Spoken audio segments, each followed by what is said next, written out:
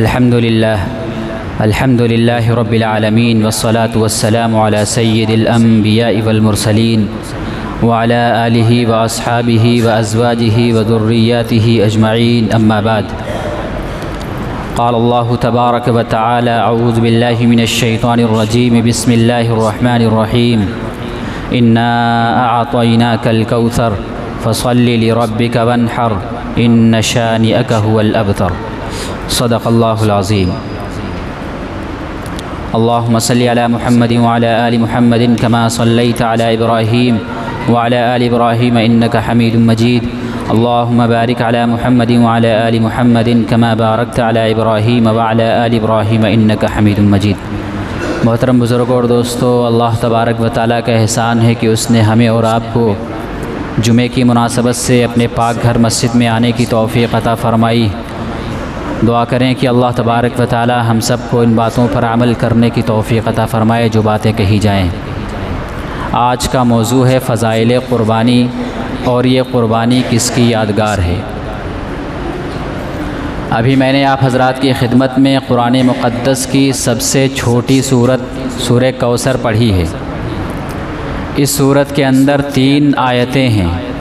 پہلی آیت میں اللہ تبارک و تعالی نے پیغمبر علیہ الصلاۃ والتسلیم کی شان اور آپ کے مقام و مرتبے کو بیان فرمایا ہے،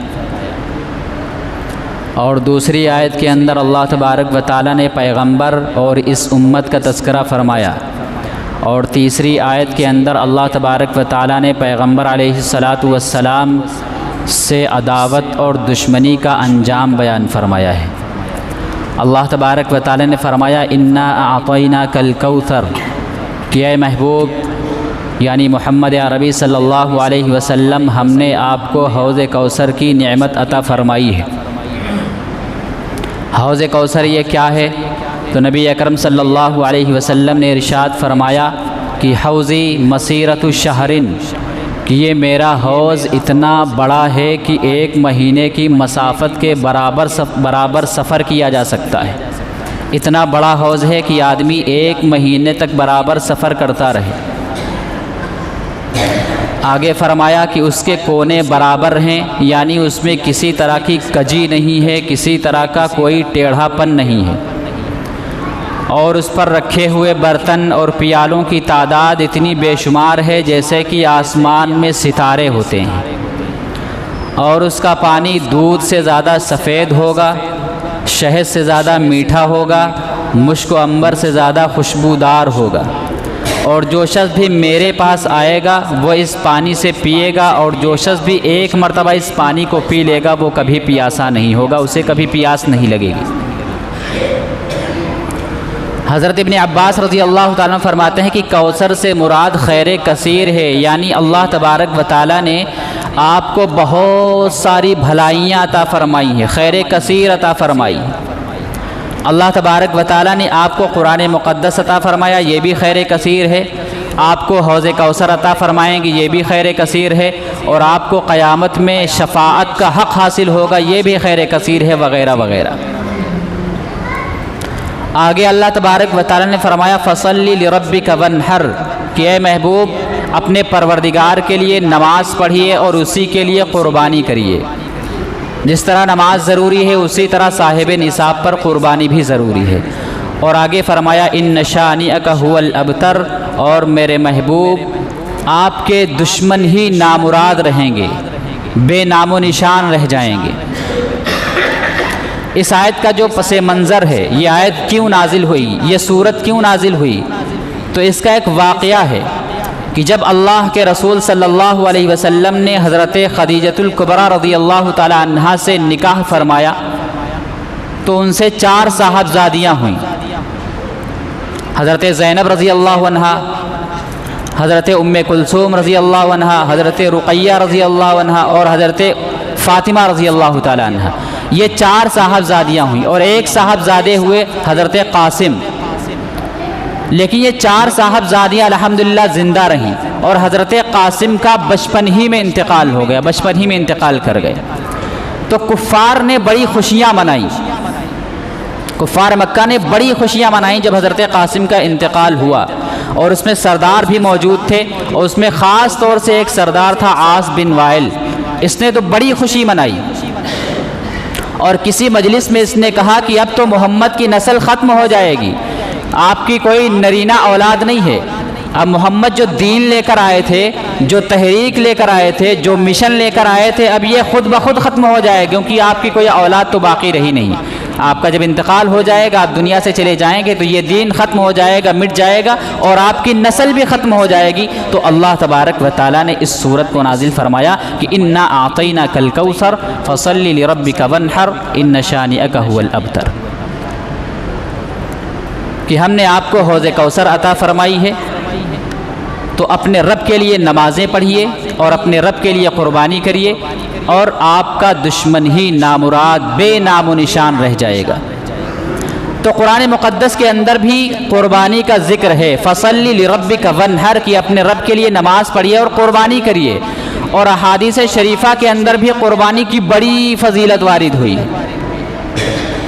بڑی فضیلتیں آئی ہیں قربانی کی۔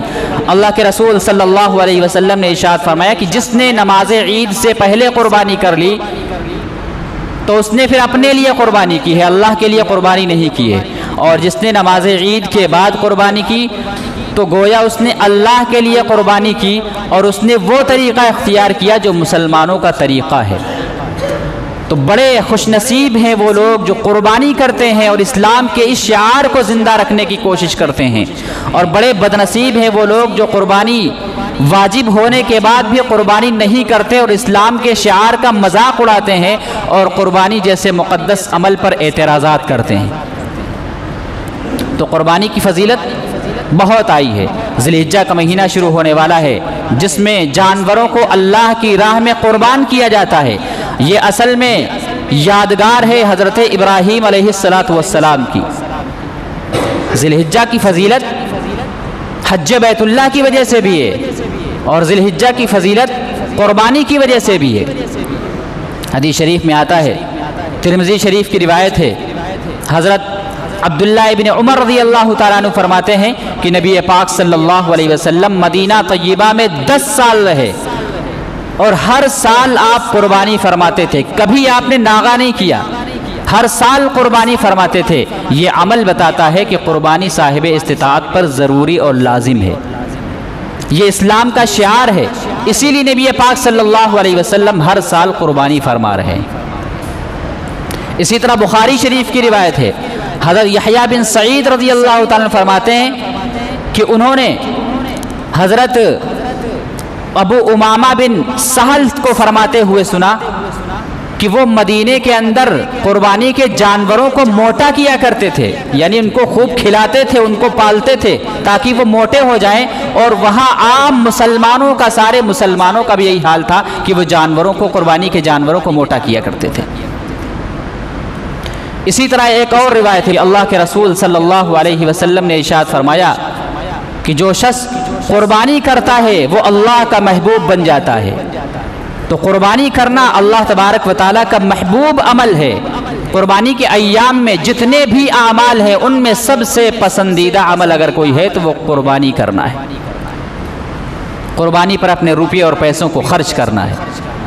تو قربانی کی بڑی فضیلت آئی ہے، اور یہ اصل میں حضرت ابراہیم علیہ السلام، حضرت اسماعیل علیہ السلام کی یادگار ہے۔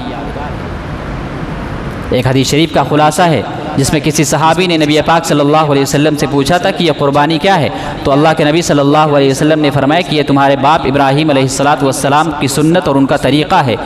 پھر فرمایا کہ اس میں ہمیں کیا ملے گا، تو فرمایا کہ جانور کے ہر ایک بال کے بدلے میں ایک نیکی ملے گی، ہر بال کے بدلے میں ایک نیکی ملے گی، اور بال کتنے ہوتے ہیں اسے آدمی شمار نہیں کر سکتا ہے۔ ابراہیم علیہ السلام پر 4 امتحانات کے دور آئے، 4 امتحانات، بہت سخت امتحانات آئے، لیکن ابراہیم علیہ السلام ان 4 امتحان میں کامیاب ہو گئے۔ امتحانات کیوں لیے گئے تھے؟ تاکہ آپ اللہ کے خلیل بن جائیں، آپ کو خلیل اللہ کا لقب حاصل ہو جائے۔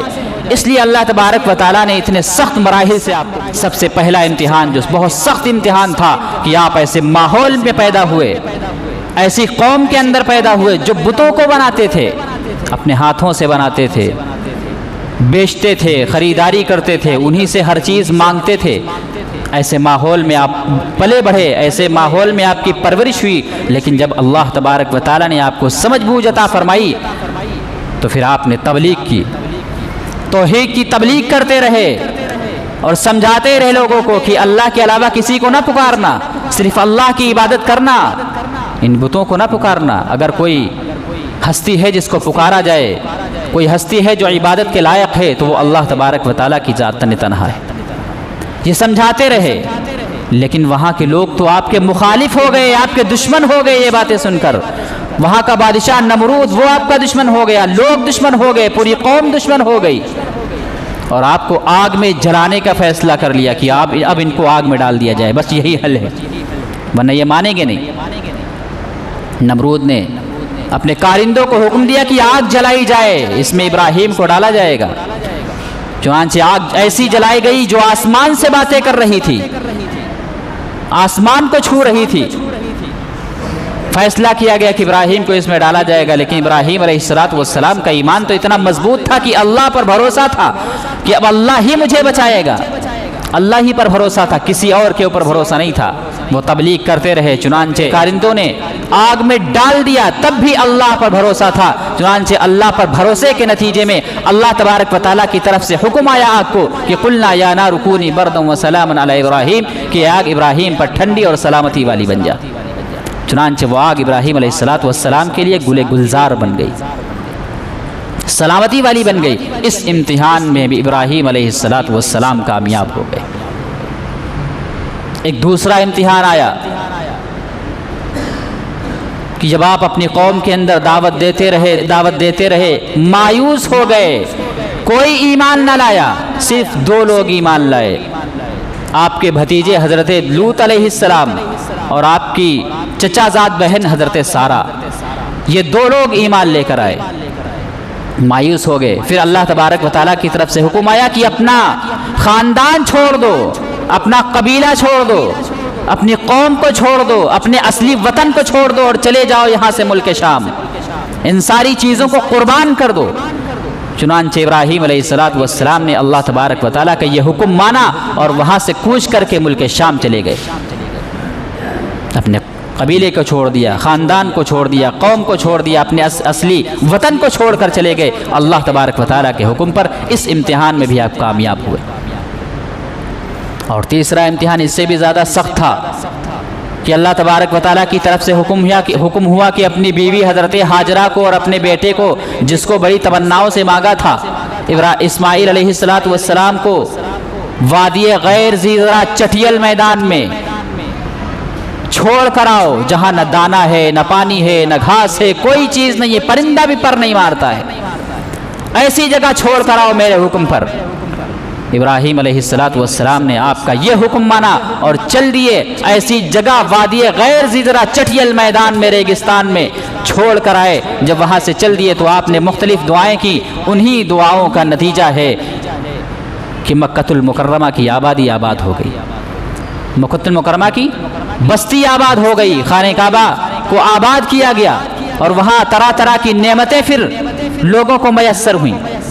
یہ ابراہیم علیہ السلام کی دعاؤں کا نتیجہ تھا۔ اس امتحان میں بھی ابراہیم علیہ السلام کامیاب ہوئے۔ پھر ایک اور امتحان آیا، فرمایا کہ اے ابراہیم، جس لاڈلے کو تم نے بڑھاپے میں مانگا تھا رو رو کر، اب میرا حکم ہے کہ میرے ہی واسطے تم اپنے اس لاڈلے بیٹے کو قربان کر دو۔ چنانچہ رضامند ہو گئے کہ اللہ کا حکم ہے، اس حکم پر تو 100 جانیں قربان ہیں، قربان ہو گئے۔ لیکن واقعہ تو آپ حضرات جانتے ہی ہیں کہ جیسے چھری چلنے والی تھی کہ اللہ تبارک و تعالیٰ نے جنت سے ایک میڑھا بھیج دیا اور وہ قربان ہو گیا۔ اس امتحان میں بھی آپ کامیاب ہوئے، کامیاب ہوتے چلے گئے، تب جا کر اللہ تبارک و تعالیٰ نے آپ کو خلیل اللہ کے لقب سے نوازا ہے۔ تو قربانی یہ ابراہیم علیہ السلام کی یادگار ہے، ابراہیم علیہ السلام کی سنت اور ان کا طریقہ ہے، اس کی بڑی فضیلت احادیث میں آئی ہے۔ اور جو شخص قربانی نہ کرے اس کے لیے وعید بھی آئی ہے، فرمایا من وجد سعۃ فلم یضاحی فلا یقربن مصلانا، جو شخص بھی قربانی استطاعت ہونے کے باوجود قربانی نہ کرے وہ ہماری عیدگاہ کے قریب نہ آئے۔ یہ نبی پاک صلی اللہ علیہ وسلم کی طرف سے ایک دھمکی ہے کہ وہ ہماری عیدگاہ کے قریب نہ جائے جو استطاعت رکھتا ہو، حیثیت رکھتا ہو، اور اس کے باوجود بھی قربانی نہ کرے۔ تو قربانی ہمیں ضرور کرنا چاہیے اگر ہم صاحب استطاعت ہیں۔ ذی الحجہ کا مہینہ شروع ہونے والا ہے، اس میں قربانی سے پہلے جو باتیں ہم کو دھیان رکھنے کی، سب سے پہلی بات تو یہ ہے، حدیث شریف میں آتا ہے، حضرت ام سلمہ رضی اللہ تعالیٰ نے فرماتی ہیں کہ نبی پاک صلی اللہ علیہ وسلم نے فرمایا کہ جس شخص کا ارادہ قربانی کرنے کا ہو، جب ذی الحجہ کا چاند نظر آئے اسی وقت سے نہ تو ناخن کاٹے جائیں، نہ بال کاٹے جائیں، نہ کھال کاٹی جائے۔ جس شخص کا قربانی کرنے کا ارادہ، اس کے لیے یہ عمل مستحب ہے، واجب اور لازم نہیں ہے۔ جو شخص قربانی کرنے کا ارادہ رکھتا ہو تو اپنے بال کو ذی الحجہ کا چاند نظر آنے سے پہلے کٹوا لے۔ اپنے بال، اپنے ناخن اور اپنی کھال، جو بھی صفائی ستھرائی ہوتی ہے، ذی الحجہ کا چاند نظر آنے سے پہلے ان چیزوں کی صفائی ستھرائی کر لیں۔ یہ عمل مستحب ہے۔ اللہ تبارک و تعالی ہمیں ان باتوں پر عمل کرنے کی توفیق عطا فرمائے۔ وآخر دعوانا الحمدللہ رب العالمین۔